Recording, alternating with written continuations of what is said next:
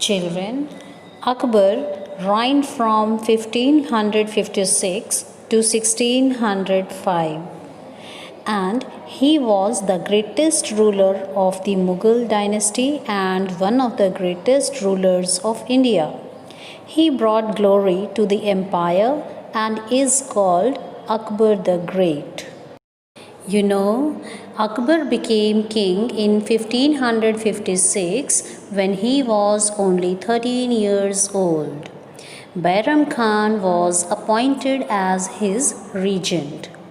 But soon after coming to power, Akbar defeated Hemu, the general of the Afghan forces, in the Second Battle of Panipat.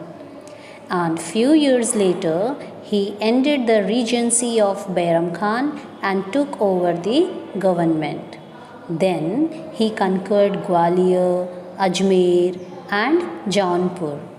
In 1561, he annexed Malwa also. Akbar offered a hand of friendship to the Rajputs. He promised to let them rule peacefully if they acknowledged his authority. However, he fought against those Rajputs who opposed him. In 1568, he conquered Chittor and Ranthambore. He defeated Rana Pratap of Mewar in the Battle of Haldi Ghati in 1576. Akbar built a vast empire. He conquered Gujarat in the west and Bengal and parts of Odisha in the east. He also annexed large parts of central India. In the northwest, he added Kashmir, Sindh, Kabul, and Kandahar to the empire. And in the Deccan, he brought Berar, Khandesh, and parts of Ahmednagar under his control. Children, it's Akbarnama which tells us about Akbar's reign and his policies. He had a defined policy for Rajputs. He made the Rajputs strong supporters of the Mughals. He tried to gain their loyalty in many ways, like he defeated the Rajputs but did not humiliate them. He treated them very honorably. He allowed most Rajput kings to continue ruling over their territories. And moreover, he married into Rajput families. He himself married a Rajput princess called, yes, you all know, Jodhabai. His sons also took Rajput princes as their wives. The Rajput ladies were given complete religious freedom. Not only that, he even gave high posts to Rajput chiefs in his administration, like Raja Man Singh and Raja Birbal. Two of his most trusted officials were Rajputs.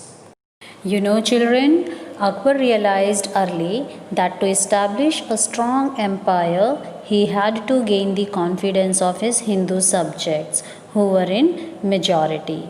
So Akbar adopted numerous measures to show his secular spirit, like he abolished the pilgrim tax in 1562 and the jizya in 1564, which for long had been opposed by the Hindus. Even he abolished the practice of forcibly converting prisoners of war to Islam. Akbar allowed and sometimes even encouraged the Hindus to build temples. He himself participated in Hindu festivals such as Holi, Diwali, and Raksha Bandhan. He got the holy books of the Hindus translated into Persian. Children, Akbar was interested in learning about different religions, and so he built the Ibadat Khana, hall of worship, at Fatehpur Sikri. Here he held debates and discussions with the religious teachers of all religions. After interacting with people of different religions for many years, Akbar concluded that all religions preach the message of love, respect, and peace. He felt that if the common ideals of all religions could be combined to form a new creed, the people of his empire would benefit from it, and therefore he suggested a religious path called Deen-e-Ilahi or divine monotheism, that is, religion of one God. He also declared himself as the spiritual guide of his subjects. Deen-e-Ilahi was actually a very simple path. It encouraged belief in one God. The practice of worshipping the sun, fire, and other sources of light was an important element in it. Through it, Akbar also discouraged the killing of animals and the custom of sati, sulh kul, which means universal peace, was another important principle. Akbar's Deen-e-Ilahi was aimed at achieving peace, tolerance, and unity in the country of diverse religions. Some historians even say that Deen-e-Ilahi was very similar to Ashoka's policy of Dhamma, that you have already learned in your 6th class, isn't it? Deen-e-Ilahi was only a code of moral conduct. Very few people accepted it. Raja Birbal was one of the few who did. Others, such as Raja Man Singh, openly disapproved of it. Akbar never forced anyone to follow it. Deen-e-Ilahi faded out after Akbar, but his secular ideas were followed by his son.